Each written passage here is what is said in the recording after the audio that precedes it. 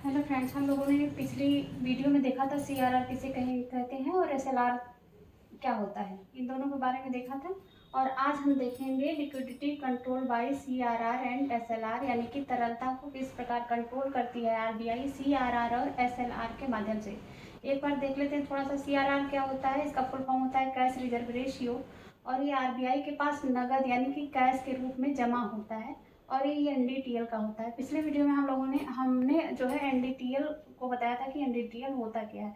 SLR का full form होता है स्टैट्यूटरी लिक्विडिटी रेशियो, यानी कि वैधानिक तरलता अनुपात। और एक चीज़ और इसको समझने के लिए, ये हमेशा नगद के रूप में नहीं होती है, ये प्रतिभूति के रूप में हो सकती है, प्रतिभूति के रूप में हो सकती है, गोल्ड के रूप में हो सकती है, या कुछ अन्य रूपों में भी हो सकती है। ये मुद्रा क्या होता है? मुद्रा की परिभाषा शुरू से ही हम लोग देखते आ रहे हैं कि मुद्रा क्या होता है कि मुद्रा वह है जो मुद्रा का कार्य करे। मुद्रा वह है जो मुद्रा का कार्य करे, यानी कि मतलब मुद्रा वह है कि मुद्रा का कार्य का मतलब ये हुआ कि मुद्रा से किसी वस्तु को हम खरीद सकते हैं, और कोई ऐसी चीज जिससे हम वस्तु को खरीद सकते हैं वो मुद्रा ही कहलाती है। जैसे कि हम देखेंगे कि लिक्विडिटी, ये शब्द आया लिक्विडिटी, तरलता होता क्या है? तो तरलता जैसे चेक हो गया, डेबिट क्रेडिट कार्ड हो गया, गोल्ड हो गया, नोट हो गया, सिक्का हो गया, ये होता है तरलता यानी कि लिक्विडिटी। अब चेक का प्रयोग हर जगह हर सिचुएशन में नहीं कर सकते हैं। डेबिट के और क्रेडिट कार्ड का प्रयोग भी हर जगह नहीं किया जा सकता। यदि गांव से कोई वस्तु खरीदनी हो और वहाँ पे डेबिट और क्रेडिट कार्ड का प्रयोग करके हम लोग नहीं कर सकते हैं। गोल्ड का प्रयोग करके भी गांव में नहीं किया जा सकता और खरीदारी नहीं किया जा सकता। नोट और सिक्कों के माध्यम से खरीदारी किया जा सकता है गांव में, या फिर किसी अन्य। नोट और सिक्का हर जगह चलाया जा सकता है, लेकिन चेक हो गया, डेबिट कार्ड हो गया, गोल्ड का हर जगह लेन देन इसके द्वारा नहीं किया जा सकता। जिसके द्वारा लेन देन किया जा सके, कुछ खरीदा जा सके, उसको ही जो है उसे ही कहेंगे लिक्विडिटी यानी कि तरलता।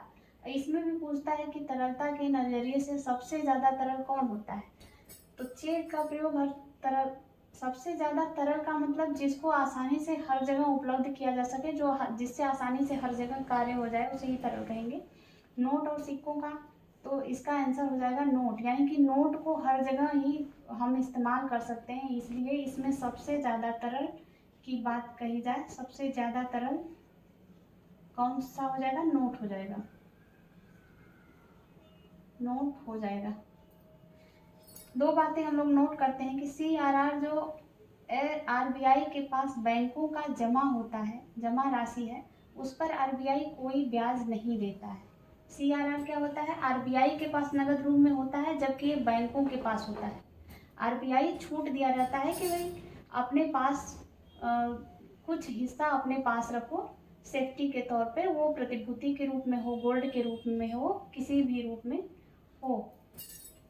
सीआरआर जो आरबीआई के पास बैंकों का जमा राशि होता है, उस पर आरबीआई कोई ब्याज नहीं देता। सीआरआर जो होता है आरबीआई के पास होता है कैश रिजर्व, कैश के रूप में, जिसपे बैंकों को आरबीआई कोई भी ब्याज नहीं देता है, कोई भी ब्याज नहीं दे रहा है। एसएलआर देखते हैं। एसएलआर के रूप में बैंक अपने पास सरकारी प्रतिभूति रखते हैं, अर्थात इसके माध्यम से बैंक सरकार को ऋण देते हैं, अतः बैंकों को इसके माध्यम से ब्याज की प्राप्ति हो जाती है। यानी कि एसएलआर के माध्यम से बैंक कुछ ब्याज भी कमा लेते हैं, ब्याज भी प्राप्त कर लेते हैं। सीआरआर से ब्याज नहीं प्राप्त होता, एसएलआर से ब्याज प्राप्त होता है। इसलिए एसएलआर क्या होता है? एसएलआर बड़ा होता है सीआरआर से, सीआरआर क्या होता है? छोटा होता है। इसको एक फिगर के माध्यम से हम लोग देखेंगे। मान लीजिए सरकार है, कोई भी सरकार हो सकती है, केंद्र सरकार या राज्य सरकार, केंद्र सरकार या राज्य सरकार हो सकती है। ये बैंक है। मान लीजिए सरकार को कुछ पैसा लेना है, सरकार किसी से भी ऋण ले सकती है, बैंक से ले सकती है, जनता से ले सकती है, आरबीआई से ले सकती है, या फिर अन्य देशों से ले सकती है, किसी से भी ऋण ले सकती है। मान लीजिए इसको बैंक से ऋण लेना है, तो ये क्या करेगी?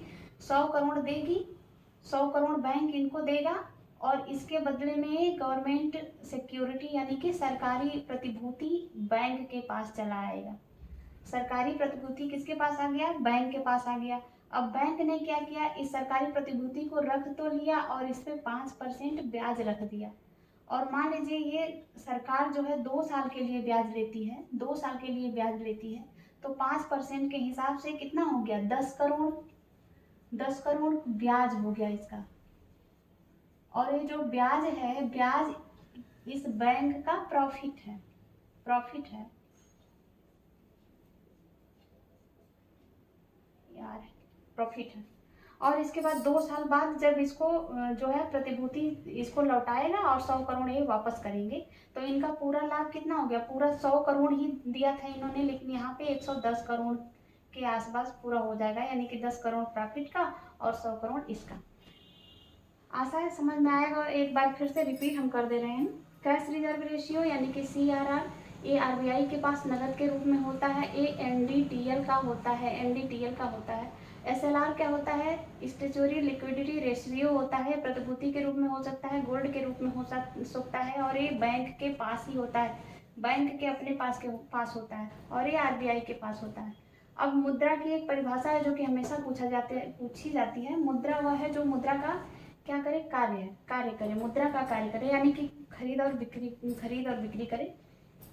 इसमें एक शब्द लिक्विडिटी आया, लिक्विडिटी कुछ भी हो सकता है, चेक हो सकता है, डेबिट हो सकता है, क्रेडिट कार्ड हो सकता है, गोल्ड हो सकता है, नोट और सिक्का हो सकता है। इसमें सबसे ज़्यादा तरल कौन सा है, सबसे ज़्यादा तरल नोट और सिक्का ही है, क्योंकि इसको आसानी से हर जगह चलाया जा सकता है, जबकि डेबिट क्रेडिट कार्ड का हर जगह प्रयोग नहीं किया जा सकता, चेक का प्रयोग भी हर जगह नहीं किया जा सकता, इसलिए सबसे ज़्यादा तरल नोट होता है।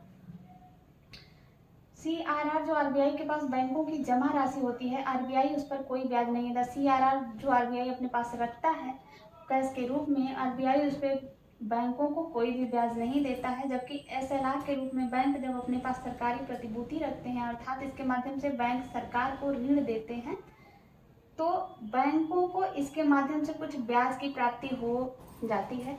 यहाँ पे हमने समझा कि सरकार है अपनी सरकारी प्रतिभूति बैंकों को देती है और इसके बदले कुछ भी पैसे प्राप्त करती है, तो बैंक क्या करते हैं कि उस पर कुछ परसेंटेज का ब्याज लगा देते हैं, और जो ब्याज लगाते हैं उनका एक्स्ट्रा प्रॉफिट होता है। अब इसके बाद हम लोग देखेंगे कि CRR और SLR का प्रयोग करके अर्थव्यवस्था में संतुलन